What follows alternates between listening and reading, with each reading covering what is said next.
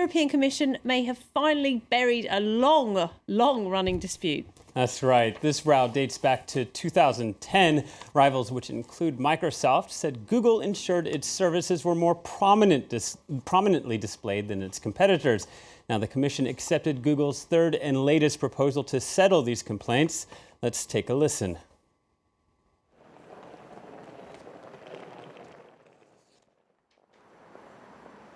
In practice, this means that when Google promotes one of its own specialized search services, there will be 3 rival services also displayed prominently on the page in a way that is clearly visible to users.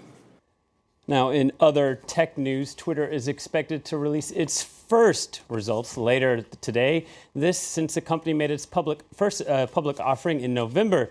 Since then, its shares have climbed 150%. But analysts are divided over this meteoric rise and whether Twitter can continue to grow, gain users, and find new revenue streams. As of November, the site had more than 230 million users, but we'll have to wait a little bit longer in the day to find out just how much those numbers translate into success for one of the world's most popular social media companies.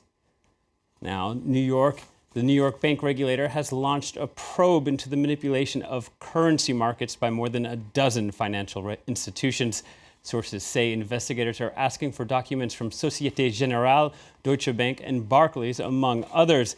Some of these banks have been firing currency traders as regulators prepared the investigation. Let's take a quick look at some of the markets. Sessions closed here in Europe earlier today. Trading was muted after data showed disappointing retail sales for the holiday month of December. And on Wall Street, stocks fell, wiping out yesterday's gains.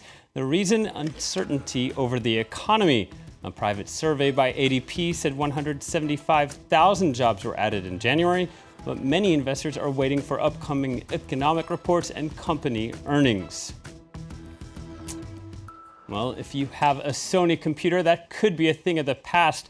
The company is said to be in talks to sell its personal computer business to the buyout firm Japan Industrial.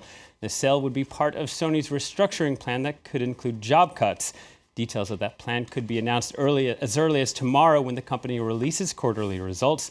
Sony has previously reported losses in its PC, camera, and television units. Let's take a look at Thailand now, where the country's tourism sector has suffered due to anti-government protests. Since mid-January, the opposition has blocked 8 commercial streets. More than 45 countries and regions have issued travel warnings advising citizens against travel to the country. That means empty hotel rooms.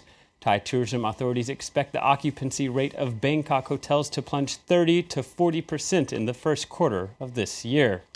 And finally, a special motorcycle is up for auction here in Paris. Bonham's auction house is selling a Harley-Davidson owned and blessed by Pope Francis. No word if he actually ever rode it himself. The model of the bike usually sells for around 12,000 to 15,000 euros, but organizers have no idea how much this, the baddest of all Pope-mobiles, will actually pull in. Let's take a listen. There's nothing else like it. It is unique. There has never been a machine like this offered on the open market. And what value on celebrity and what value on someone like our current Pope? We will find out at the auction.